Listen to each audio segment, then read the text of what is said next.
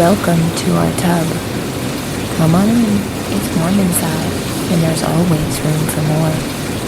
This podcast contains adult material and is intended for mature audiences only.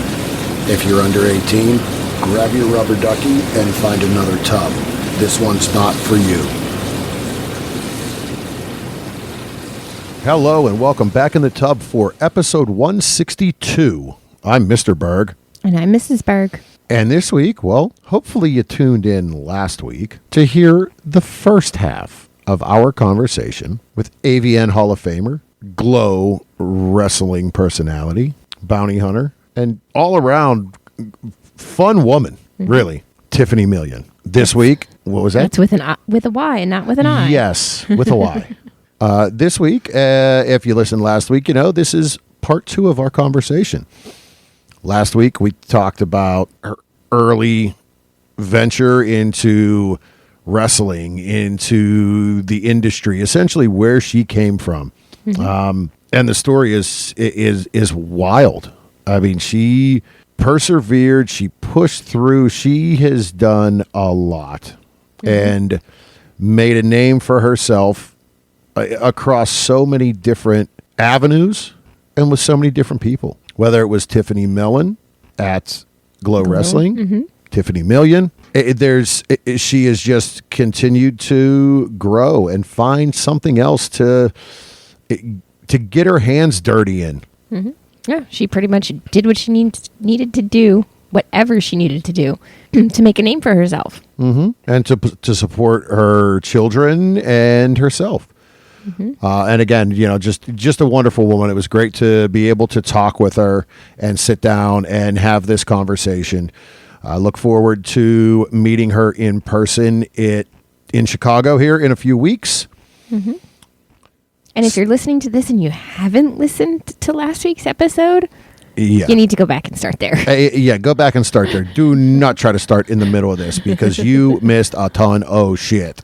So, without further ado, it's time to get back in the tub with Tyffany Million.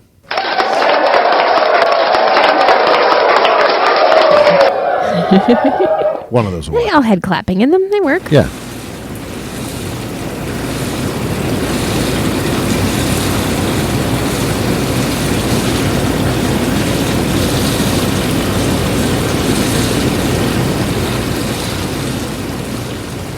All right. Well, we are back, and we are going to continue our conversation with Tyffany Million. So where we left off was really, we had talked a lot about the industry in the 90s, Glow wrestling, other things. Mm-hmm. Then we got into the 2000s and a whole nother Tyffany appeared. Yes. And she reappears, reinvented. And this was, and I'm trying to remember, and I'll be honest, I do recall at some point seeing the show, and I'm not sure that I watched all of it, but like something just in the back of my mind, I'm like, I remember seeing where you got out of the industry, and as you were saying, it was for family. Family will always, first and foremost, come first. Hell or high water, I don't give a shit. It does for me.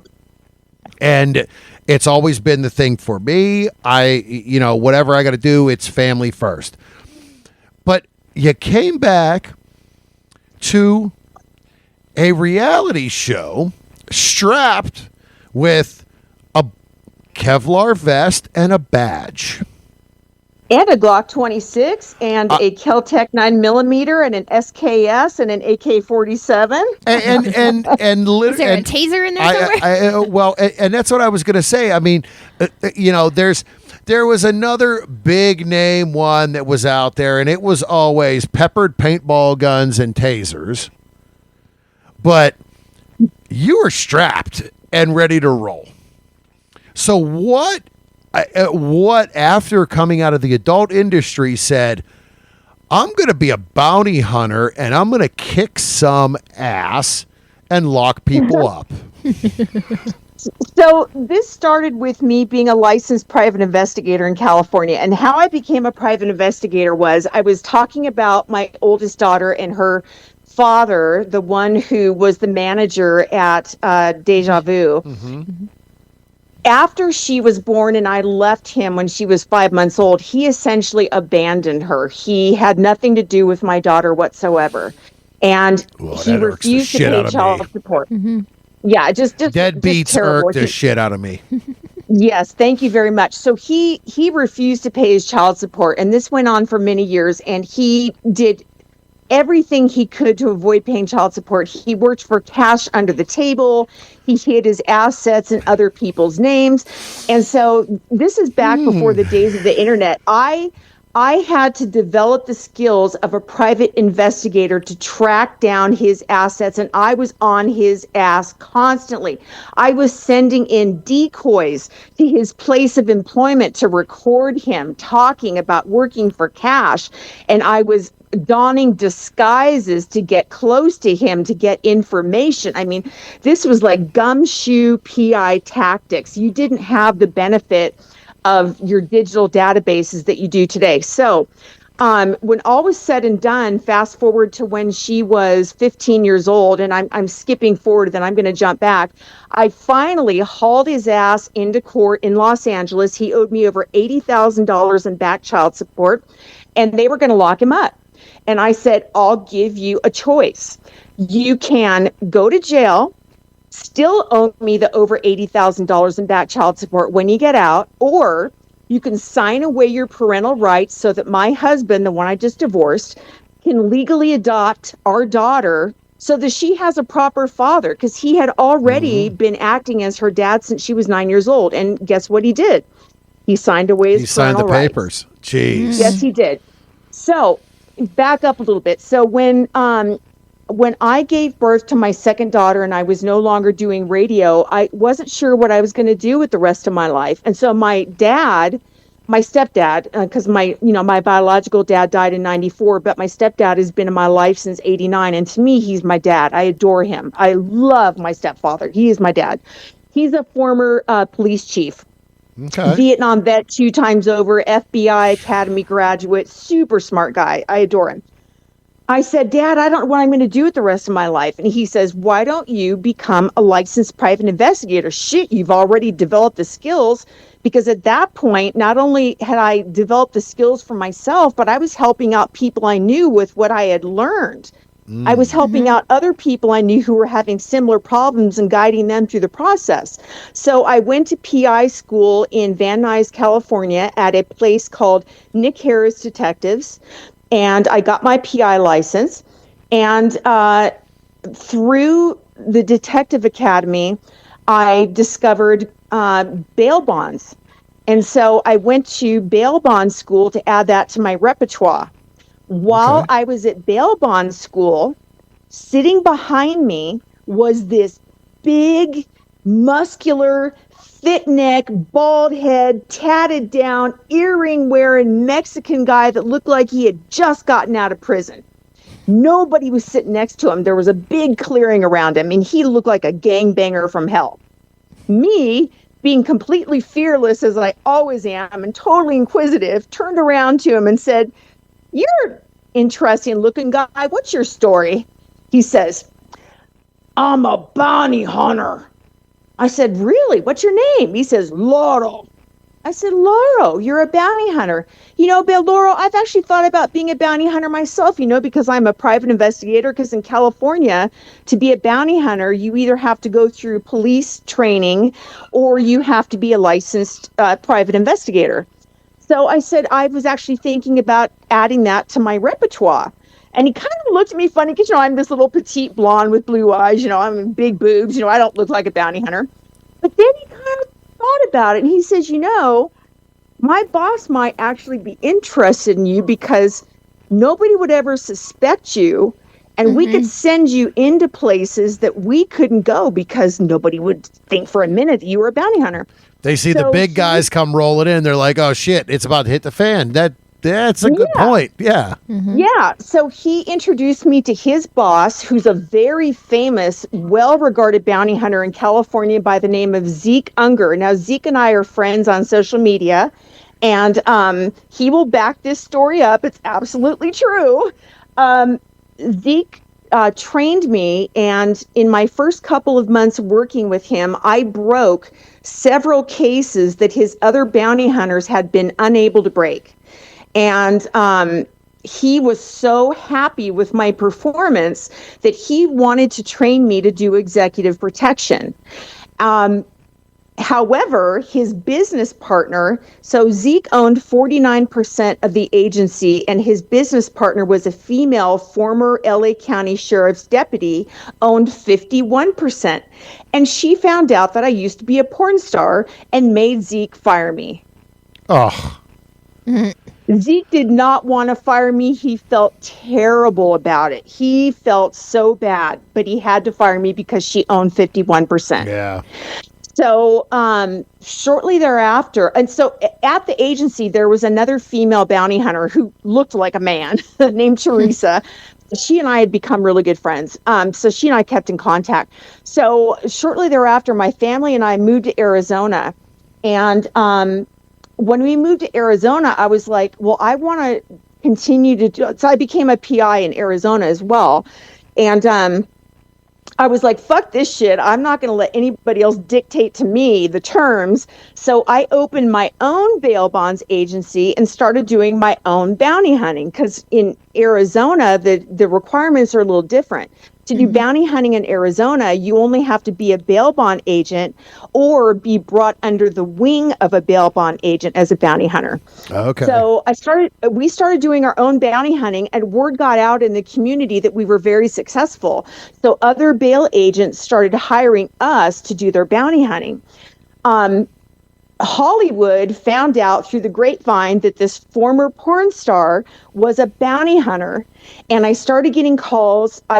Like Marie Claire did an article about me, and a bunch of other magazines and newspapers and local newspapers did articles. And then my agent started getting calls from production companies wanting to do a reality show. So we settled on World of Wonder was our production company.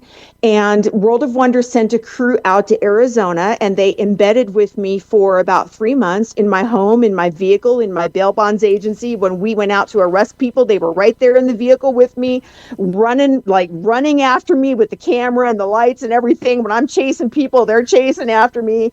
And they sold the show to the We channel.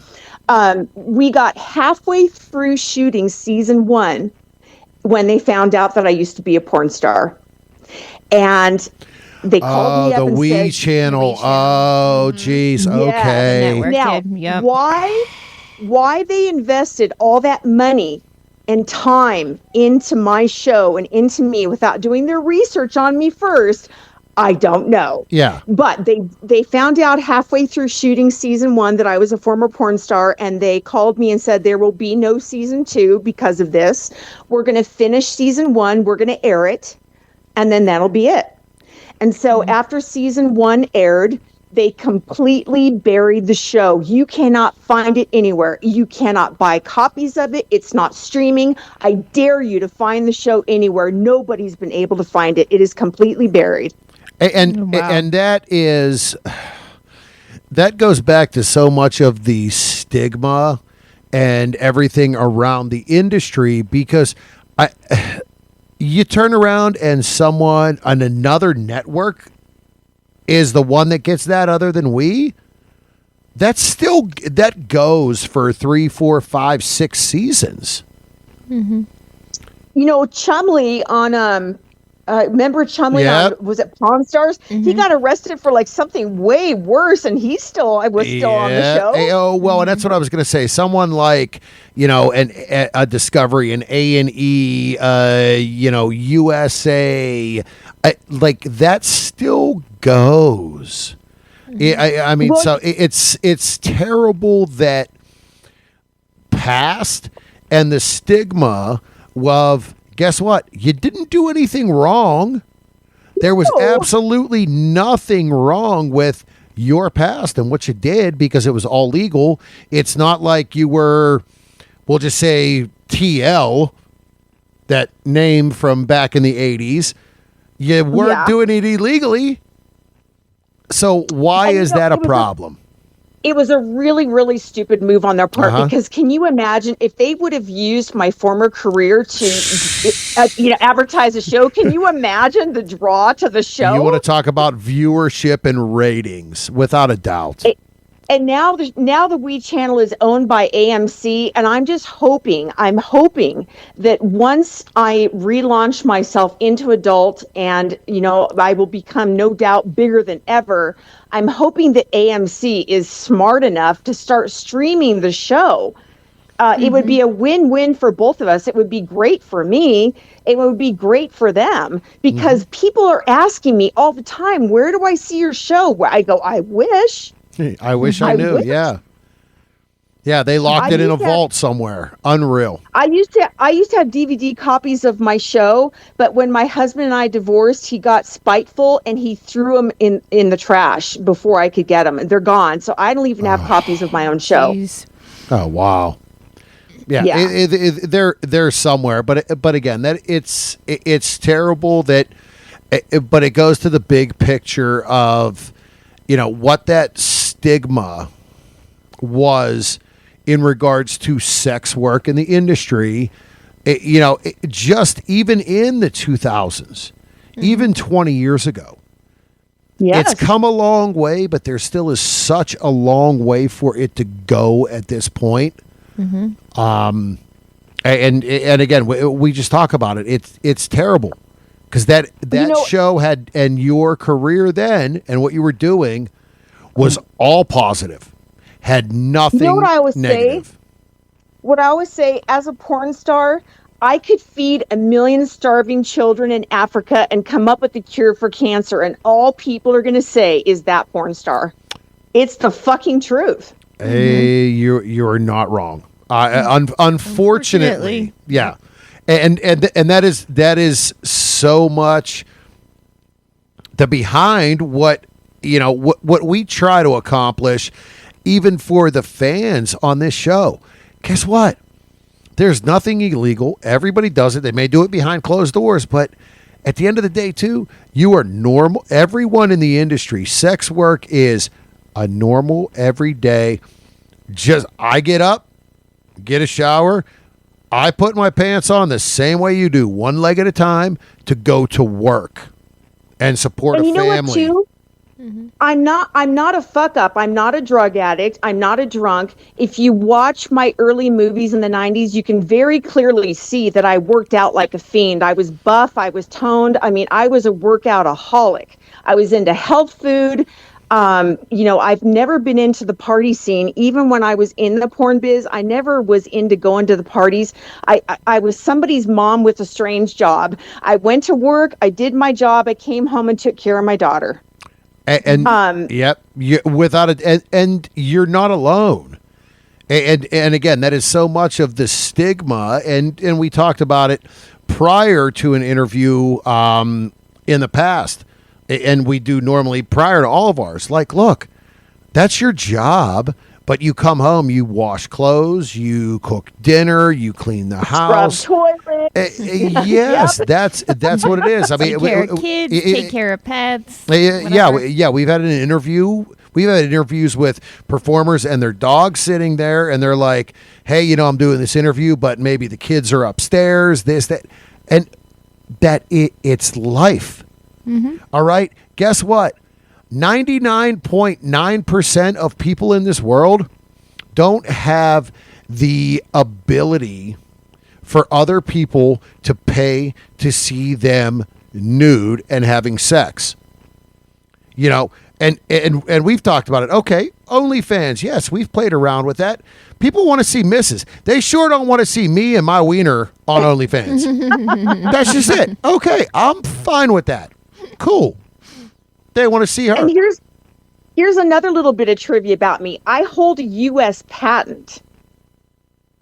I mean, I speak French. I hold a U.S. patent. I'm not a fuck up. No. I'm very clear-minded. I out of all 3 careers that I've had, my favorite was the porn biz, because when I'm performing sexually, I'm in my element. At least in the 90s. So I haven't made a new movie yet, because I had my boobs done in December and I'm still waiting for them to heal. And unfortunately, my right breast has not healed properly. So I'm going back into surgery on Wednesday to have it repaired. So it's going to delay my return to the industry for another couple of months. I planned on coming back in March, but now it's probably going to be May or June before I can come back. But in the 90s,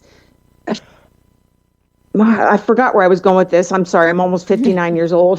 No, it's good. It was a different world in the 90s. That's for sure. Yeah, it was a different world. And so I'm not quite sure what to expect going back, but everybody has told me, and I've done my research, and it is nowhere near the same that it was. And I'm not expecting it. I'm trying to keep my expectations low, but I plan on bringing back the style and the glamour and the value, the production value that we had in the 90s, because I think people are starving for it. The fans are starving for it. I hear it all the time. The industry has devolved into one big freak show. How big a hole can I gape in this woman's ass? How many dicks can I shove in a pussy? How many loads can this woman take on her face? I mean, it's just really devolved. This smut is not that's what I was meant to say. I'm in my element, because to me, 90s porn, smut was an art form.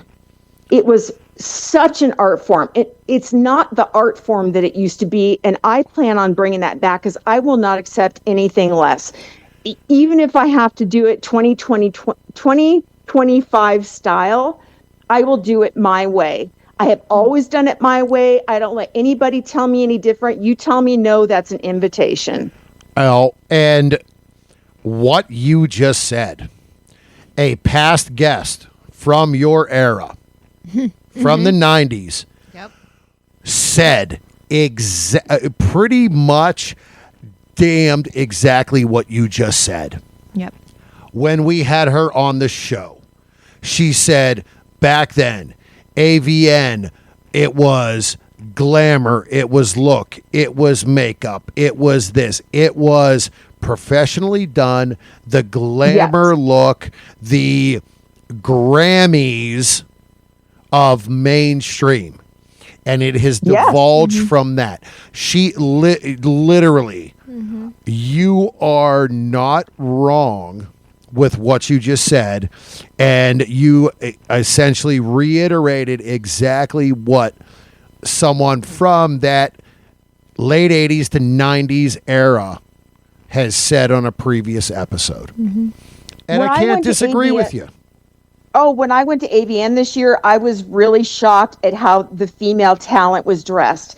They have not gotten the memo that less is more.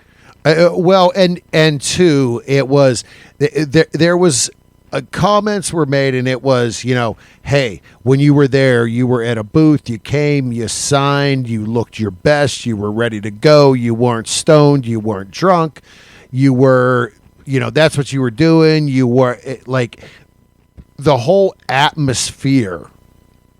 She had said was so much different back then. Now, yes, things have changed between then and now. Unfortunately, the pandemic hurt a lot of stuff where you don't have the big name budget stuff anymore.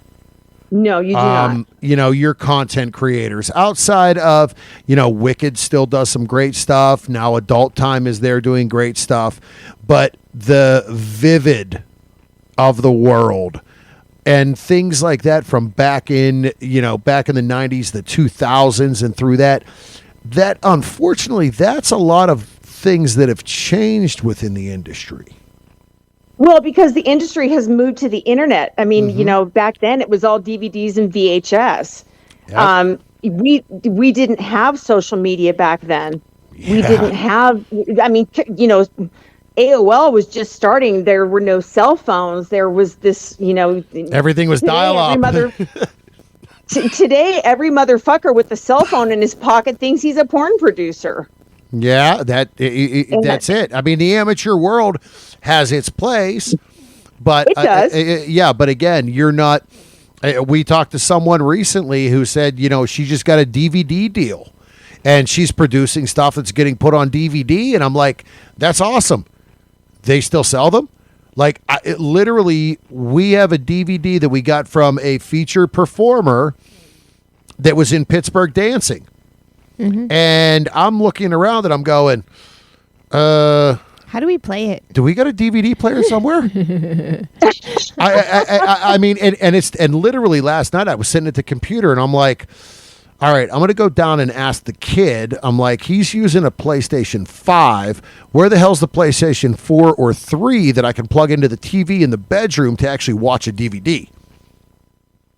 I mean, I'm like, holy shit. I remember when like every TV had a DVD player. Now Goodwill. Yeah.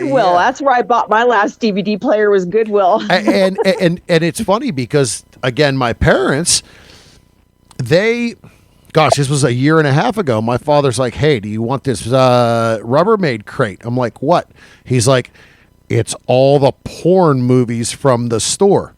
I'm like, yeah, that's cool. I'm like, that's awesome, because there are some in there that we shouldn't have. Mm-hmm. I'll just leave it at that. Okay. And I grabbed this box and I opened it up and I went, it's all VHS tapes. Yeah, I'm like, how the hell am I going to play a VHS tape? I'm like, these are things I grew up watching. I'm like, but where the hell am I going to play a VHS tape? Where in the hell do you buy a video cassette recorder? Funny you should say that, because I just bought one last year on Amazon, because I had a whole bunch of my stuff on VHS before my husband took it all to the dump. But I bought one on Amazon. It's funny because a great friend of ours who actually got us into the show, he had ran a show for years and years. I want to say 12 years, 15 years. 9? Oh, yeah, it was probably 9 or 10. Mm-hmm. I was like, hey, do you want some of this stuff? And he was like, yeah, he was a collector. And he's like, I just got 2 VHS players. And I'm like, okay, cool. Because I ain't got one. I don't know the last time I did. Yeah, I had been collecting everything that I'd ever done in my career, every talk show, every appearance that I did in every B movie, every horror movie, my TV show. I mean, I had this huge box that I'd been collecting since I was 19 years old. And when my husband and I divorced, he said, you can leave a bunch of this stuff here, because I moved into a room that I was renting and I didn't have any space for it. He said, you can come back for it. And then he got spiteful and he took that whole box to the dump and threw it away. He threw away all my photo albums, including my parents' wedding photo album from 1962, my baby photo album. So my entire history ended up in the dump in Arizona. So he'll regret doing it one day, but I've lost my entire history. It's all gone. Jeez. Yeah, that's just terrible. That's just disgusting. But it is. Yeah, and again, you're absolutely right. Now you jump on Pornhub, you jump here, you jump there, and that's so much the struggle as well of all the free tube sites.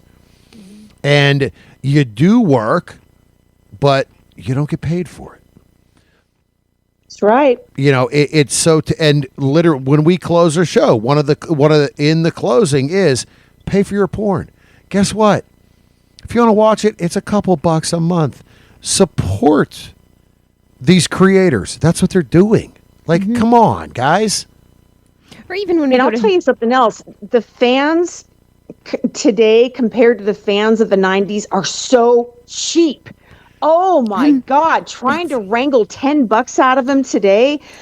Back in the 90s, our fans were very generous and they spent money. Today, you can't even wrangle $1 out of them. Oh my God, I cannot believe the difference. That's what I was just going to say. I mean, we've been to Exotica conventions and, even seen for ourselves a lot of the gawkers, the gawkers, and the like, trying to candidly take a picture.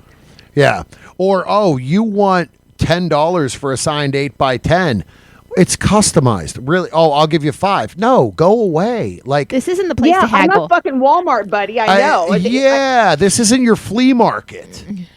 I've had people say, well, I don't have $10, but I got $7. And I'll say, well, come back when you got $3. Yeah. Get 3 more. Right. It's just, some of it is crazy anymore, because again, we'll go to conventions and it's like, guess what? We know we're going to spend money and support the industry. Mm-hmm. Like, and again, like Mrs. said, some of these conventions, but I've even seen it lately. And a few episodes back, I kind of did a review on 2 different gentlemen's clubs that I had stopped at while I was traveling with work. And to see some of that industry, literally, I went into these gentlemen's clubs on Thursday nights, which are normally, in the past, have always been a pretty good night. I was the only person in there at between 9 and 11:30 at night. Yes, I was actually just talking about this with an industry veteran friend of mine who's been in the industry longer than me behind the scenes. And we were talking about how the girls don't even feature dance anymore like we did in the 90s because there's no money in it anymore. And we see less and less coming here to Pittsburgh. There are 2 larger clubs here in Pittsburgh. And literally we would, prior to the pandemic, each one of them would have a feature dancer every single weekend. Yes. And now it's maybe once a month. There's a feature dancer coming through. It's so essentially, are people spending their money on the OnlyFans, Loyal Fans, whatever it may be online, or going to the free stuff that they're not even going out to clubs? Now, at the same time, clubs are getting a little much as well. When, if the 2 of us go to a club, it's $20 a person for a door fee. It's $10 to valet park the car. So we're already in for $50. Mm-hmm. Then we go inside. I'm a bourbon drinker. I'm going to have a couple bourbons. Well, they pour me a bourbon that is $24 for a double pour. Ooh. On a bottle that I know is $45 I can buy myself. I'm going, you just gave me 5 ounces out of that bottle that I could buy a whole bottle for double what you just charged me. Mm-hmm. I'm going to pay for that bottle 6 times if I drink the whole bottle. It's so... There's a lot of that goes into it as well, but it's really has changed drastically. Let me tell you. I'll tell you about my OnlyFans. So the majority of OnlyFans, or pretty much all of them, what they do is they charge a monthly subscription fee, like $5, $10, whatever, and then you have to pay an unlock fee for every video that you want to watch. Mm-hmm. Well, with my OnlyFans, I charge a flat fee. It's $19.95 a month, and you have access to everything on my OnlyFans, unlimited. There's no unlock fees, no per item fees, no nothing. It's by far the best bargain on OnlyFans, and I still cannot get people to subscribe for a lousy $20 a month for unlimited access. Yeah, it definitely is interesting. Yeah. Yeah. So I keep my OnlyFans up, whatever. It's not my main source of income, but and my OnlyFans is very unique because there are no performances on my OnlyFans. My OnlyFans features my real sex life with my real 24-year-old boy toy. So everything you see on my OnlyFans is real. It's shot in my own bedroom, in my own bed, with my real life lover. So you're not seeing anything fake or set up, and it's only $20 a month, and I still struggle with it. For $20, are you kidding me? You're seeing a porn legend, glow girl, reality star in her own bedroom, fucking her own 24-year-old boy toy, and I cannot wrangle $20 out of them. Yeah, Yeah, the industry is very, very unique. It has become very unique. So Yeah, but I instead of being downtrodden about it, I look at it as an opportunity because on the plus side, in the 90s, we didn't have this kind of access to our fans. There was degrees of separation. So, the closest we had was when we went to clubs and got to meet them or went to events, our fan clubs. But now we have direct access to them through social media, through the platform. So that's a really nice thing. My fans, like on my OnlyFans, I had a lot of people requesting certain things. So I shot some videos with my boy toy, fulfilling requests of my OnlyFans subscribers. So that was really nice to be able to do that. So, there are some positives. And I am a survivor. I am a chameleon. I will adapt. Everybody always says, Tyffany, the industry is not like it was when you were in the 90s and you're going to be so disappointed. I'm like, hey, I get it. I understand. I've done my research. I will adapt. I am a survivor. I am the ultimate survivor. Yeah. I will adapt. And you figure it out. And again, that is because back then, you're right. That was AOL dial-up. You heard it in the background, and you were just like, you're sitting there for 3 minutes. You're like, ooh, I'm starting to see a little bush. Oh, there's the bottom of the nipple. When they went to 14.4, and we were all excited when they went to 14.4, like, oh my God, 14.4, that's so fast. Yeah. And again, the social media world, if you figure out that, that is so much the key to this industry right now and connecting with your fans. The OnlyFans and all, those platforms is great because, again, what else is there? There isn't, DVDs necessarily or anything. It's all that internet-based that you figure out. Yeah, these days, to make it in this business, you really have to be diversified and you have to have many different income streams. Whereas back then, you were making your money mainly from shooting the movies and from feature dancing and your fan club. These days, you have to be very, very diversified. Yep. So you have to have multiple income streams because no one income stream is really going to make you. No. So, absolutely right. I tell everybody that wants to get in this business, I go, I sure hope you aren't getting in this business thinking you're going to get rich, especially if you're a guy, because every guy thinks he can do it, first of all, and so few can. That's the reason that you see the same guy, at least in the 90s, the reason you saw the same guys all the time is because so few guys can do that. They think they can do it, but when it gets down to it, so few guys can do that job. Yeah.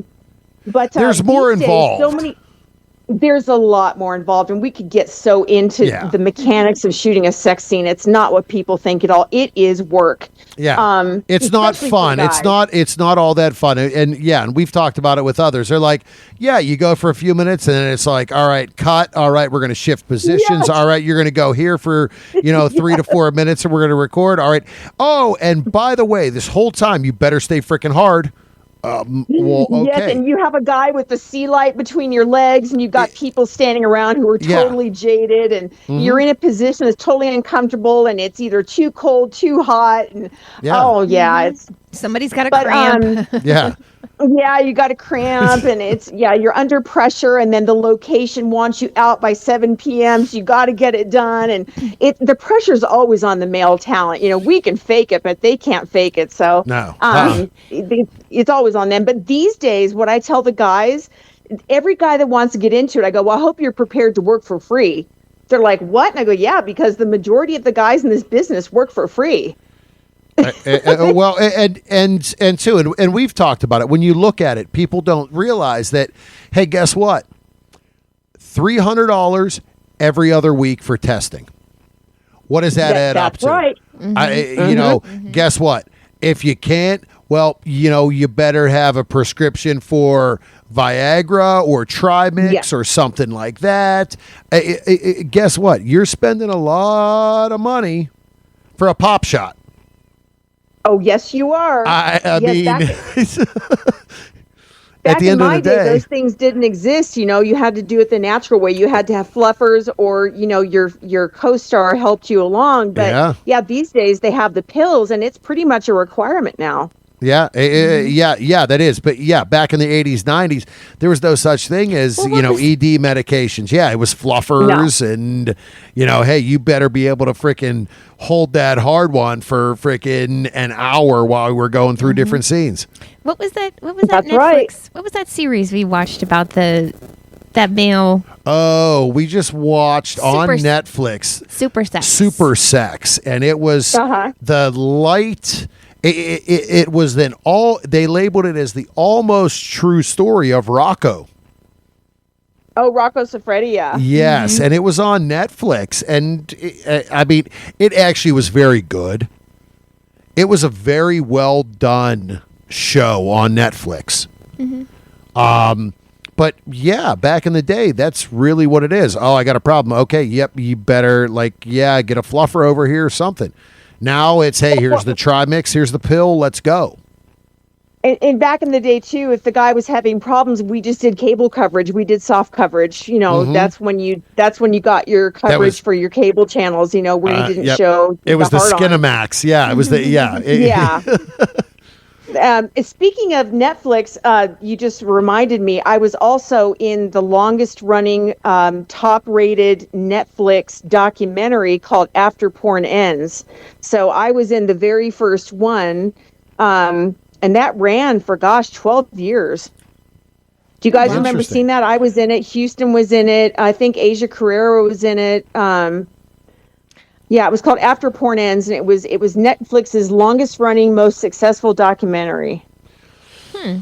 Yeah, I think I vaguely. I was going to say you may, but I mean, so like to say Asia, on Netflix than you do. To say Asia Carrera too. I'm like, boy, that's a name from back in the day. The Stephanie Swift is one from back, actually, even probably that's the 80s, not the 90s. Yeah, she's 80s. Yeah, so.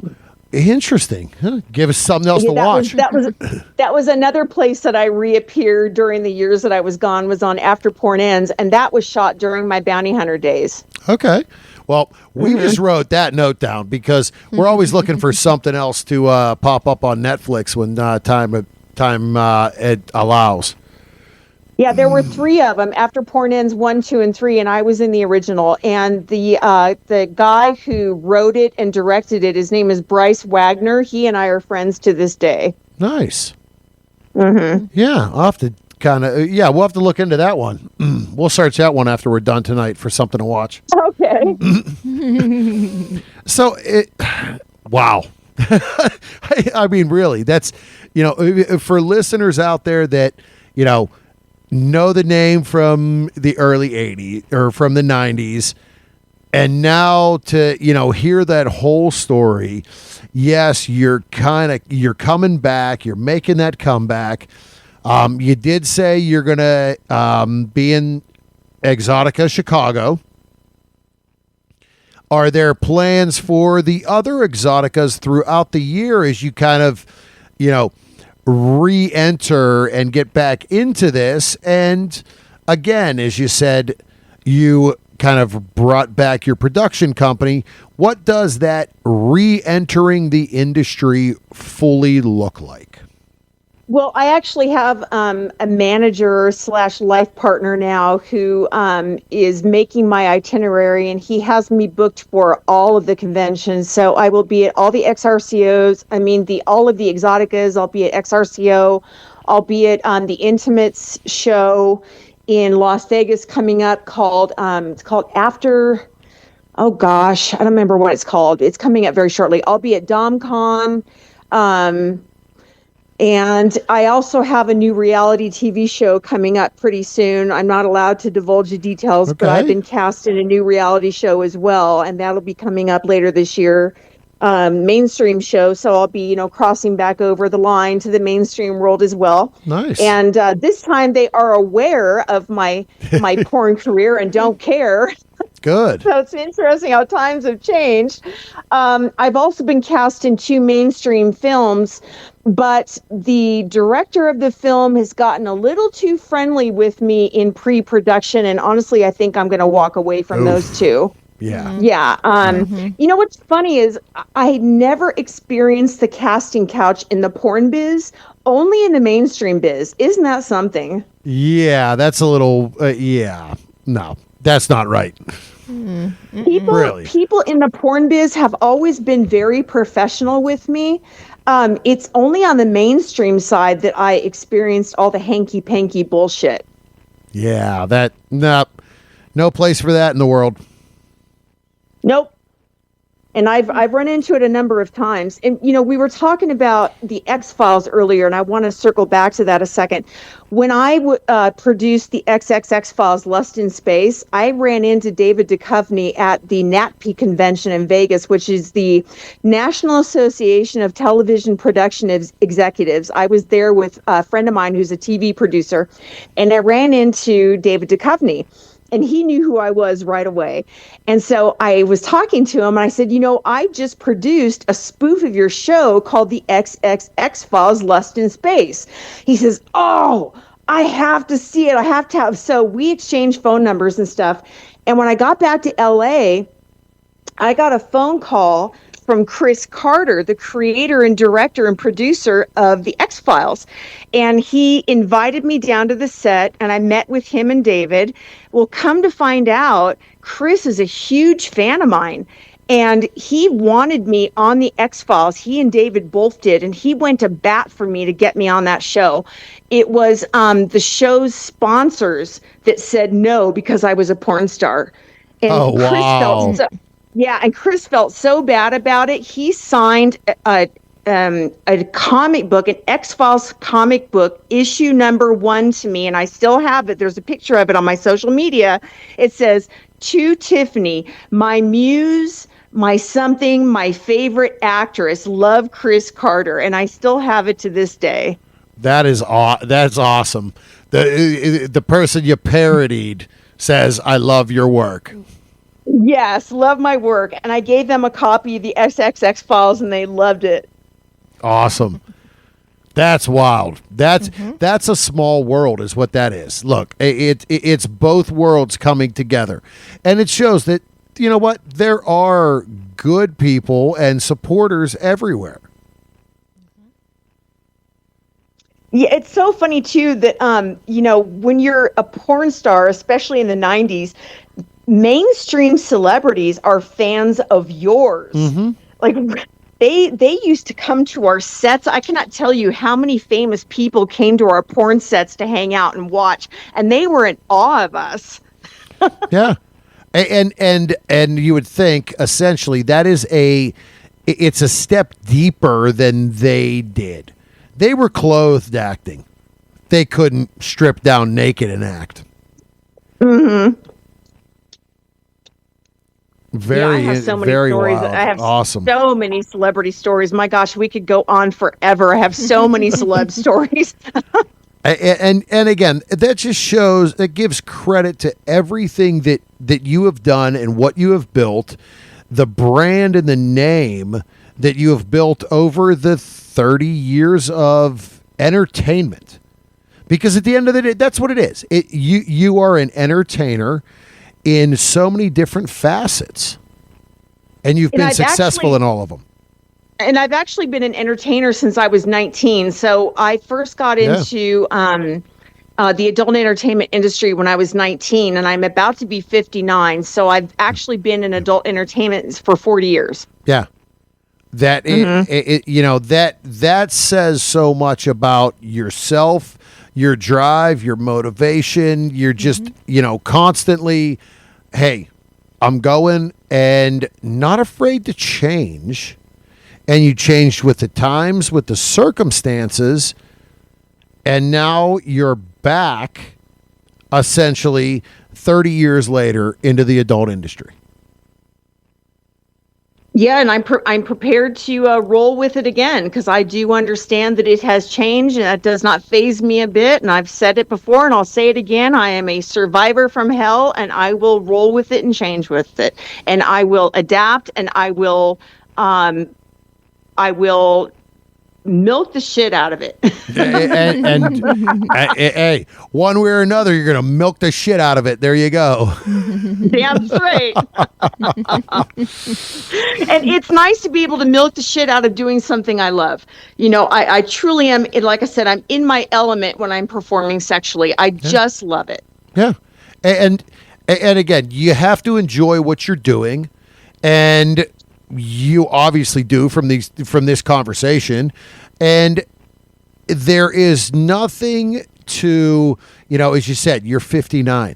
Well, why should sex stop? Why should enjoying it stop? You still enjoy it. Go out there and do it. Age does not matter. Keep doing what you enjoy, what is good. Yeah. It's better than ever. Are you kidding me? For the first time in my life, since I have been with my boy toy for the past 6 months, I am, for the first time in my life, squirting and having orgasms from straight penetration, which is something I could never do before. So he sticks it in, and within 1 minute, I am coming like a freaking machine. And, up until this point in my life, I always had to use or something on my clit, but now I can come from just straight penetration, and I squirt over and over and over. Sex is so much better at my age now than it was when I was younger. I am a freaking beast. Awesome. So, That's if my fans, I mean, I was known for being a sexual animal in the 90s. If they thought I was an animal then, I am a beast on steroids now. Yep. Get ready. Get that extra box of tissues, guys. Screw the tissues. Go and buy the baby wipes. They haven't seen me sexually perform in 30 years. They are in for a real shock. Awesome. That is definitely something to look forward to. So I eat them up now. Wow. Well, so as we wind down for the listeners, look, the Exoticas, we said Chicago's not far away. April 11th through 13th, you will be at Chicago. You'll be at the other ones throughout the year. As of now, get your tickets. Get there. Meet. Get your pictures. Spend some money with AVN Hall of Famer Tyffany Million. Get to enjoy her company for a little bit. And enjoy the rest of the creators there. You'll be with Christy Canyon. We've met Christy a few times. It's always a fun time. Look for all the new stuff coming as you get back into the industry. And go spend the $20 on the OnlyFans. Yeah, seriously, $20? Are we kidding? That's a steal. It is. Yeah, I mean, gosh.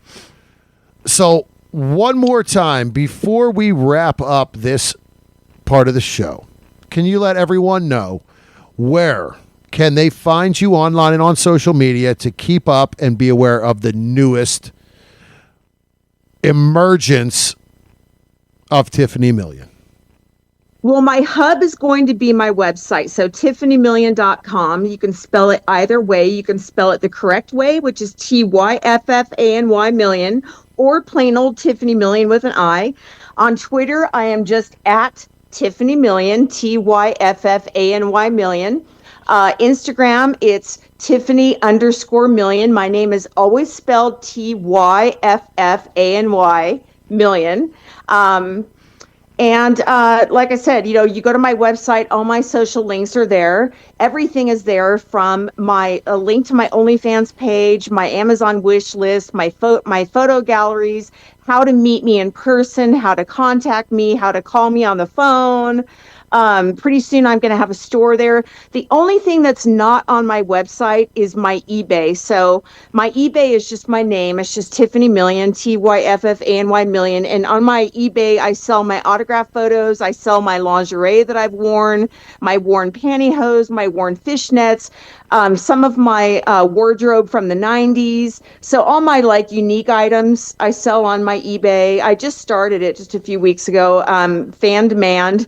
People kept emailing me saying, where can I buy your lingerie? I want to buy your fishnets. I want to buy your pantyhose. I can't sell my panties on there, unfortunately, so I have to do those kind of privately. I was going to say, eBay doesn't allow that anymore. No, they don't. But like, I can sell my bras. I can sell my lingerie. I can sell my pantyhose, my fishnets, stuff like that, my autograph photos. But yeah, my website is really the best place. And then my Twitter. So I do have a Facebook, but my Facebook got suspended in early January. I posted a photo of Jenna Jameson spitting in my mouth. There was no boobage, no pussy, no nothing. It's just a screenshot from Wicked One of her spitting in my mouth, and they suspended me for it. And I lost 4,000 followers. So I had to create a new Facebook, and my new one only has 500 followers so far because it's a business page, and it's kind of hard to find, but the link is on my websites. But right. I don't spend a lot of time on my Facebook page because it's so vanilla. My Twitter is really where I post all my hardcore stuff. So all my scenes and all my hardcore photos. I have almost 6,000 followers. I only started it a few months ago, but my Twitter is really the best place. So the link is on my website, TiffanyMillion.com. All right. And we will have those links in the show notes. As listeners know, we always put those in the show notes for our guests so they can just open up the show notes and click and get right there. Mm-hmm. So, again, this has been a true pleasure. It has been a pleasure talking and getting to know you more. We look forward to the opportunity to meet you in person in Chicago. Mm-hmm. Yeah. Oh, yes. So enjoy the rest of your evening, and we look forward to talking again soon. I would love it. It would be my absolute pleasure because there's so much more to say. All righty. Have a good night. Thank you.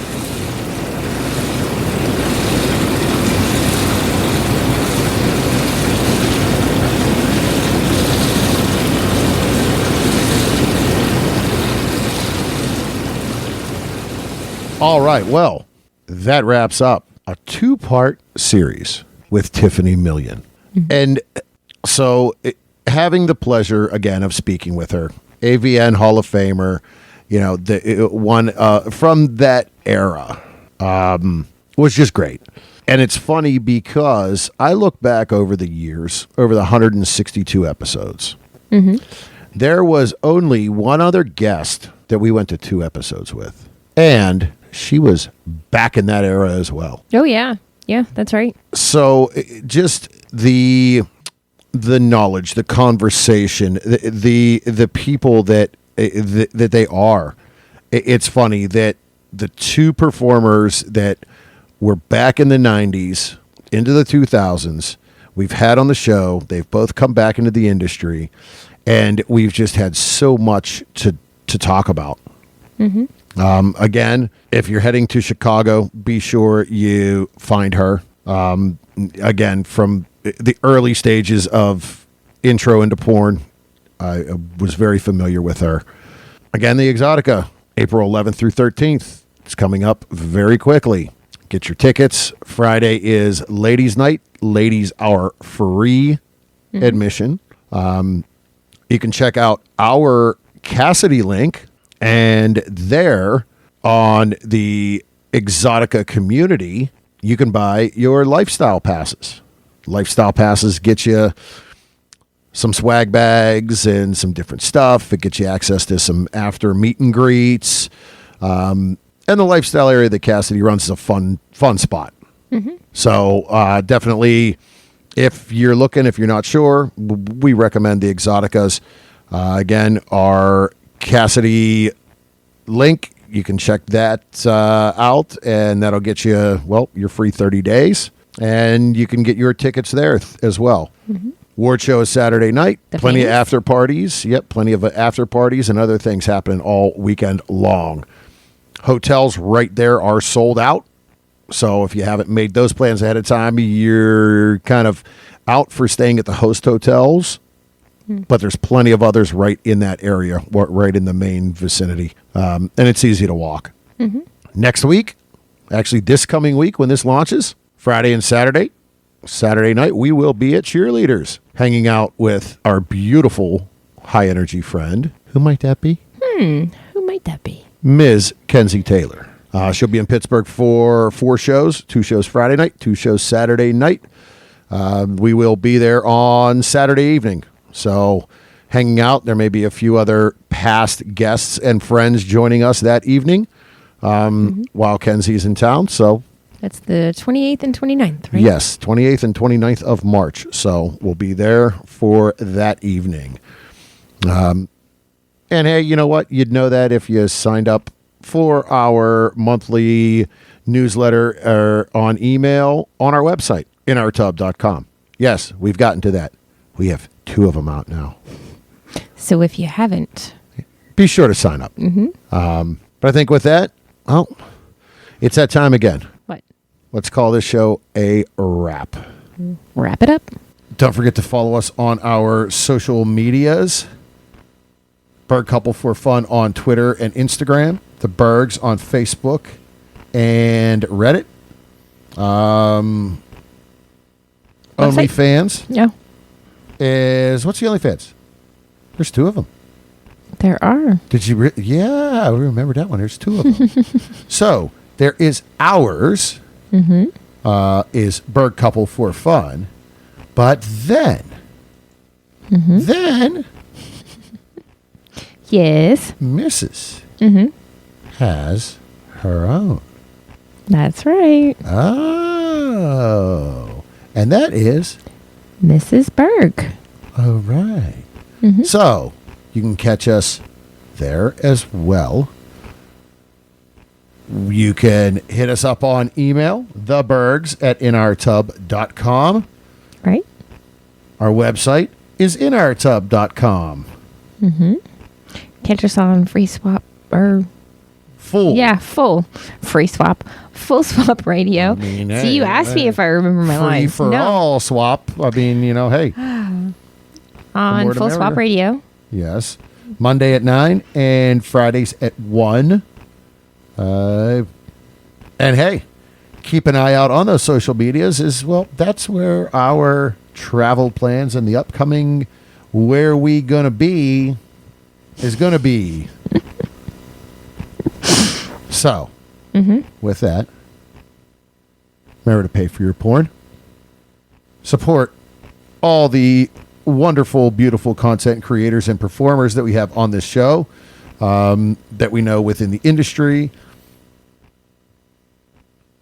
Take care of yourself, mental health. Do what makes you keep ticking and being yourself. Remember to wrap it before you tap it. Lick it before you stick it. And until next time, we'll keep the lights on and the tub warm for you.